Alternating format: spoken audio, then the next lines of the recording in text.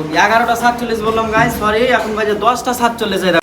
তোমরা হয়তো অনেকে ভাবছো কি যে বাইরে গিয়ে টাকা পয়সা কামাই যে অনেক অনেক সুখে থাকছো, তাইলে তো আজকে তোমার পুরো টাকা শেষ। এখন কয়টা বাজে টাইমটা দেখো, এখন বাজে 10:45, মানে 11টাও বাজেনি, 11টা বাজতে এখনো লেট আছে 15 মিনিট, তাইলে কাজে লেগেছি এত বড়, তোমাকে খুলে না দেখালে বুঝতে পারবে না। আজকে দেখো কষ্ট করে পানি করছে, দেখতে পাইছো? দেখো কি হাতের অবস্থা। তো টাকা যারা কামাইছে না, যারা প্রবাসী বিদেশ থেকে, তারাই বুঝে একমাত্র এরকম হাতের অবস্থা গেলে লাগবে। টাকা কামাচ্ছে ঠিক আছে, না কি হালাতে টাকা গেলা কামাচ্ছে ওগুলো কেউ দেখে না। তোমরা অনেক দিন ভাগ খাইলে কি পোশাক টোশাক কিনা হবে, পোশাক লাগে, এটাই হলো টাকা। এটা যা লাগে আগে না টাকা লেগে হবে, তাইলে টাকা কামাইছে এই অবস্থাটা দেখালাম না, দেখালে বুঝতে পারবে।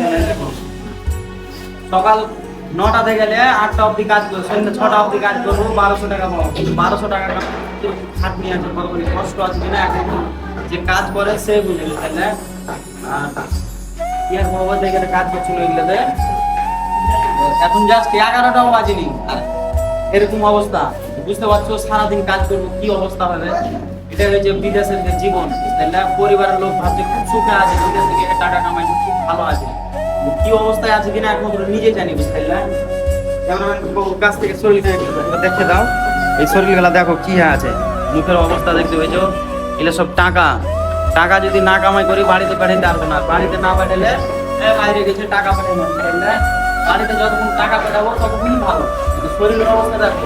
আরেকবার টাইমটা দেখিয়ে দিন, টাইমটা এখন বাজছে 11:47, বুঝলে? 11:47 আর 11:47 এরকম অবস্থা। পুরা দিন কাজ করবো কি অবস্থা হতে পারে, বুঝলে?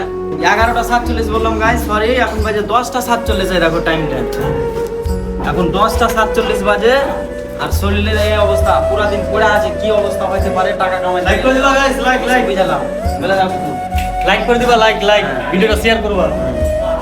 ভালো থাকো সবাই।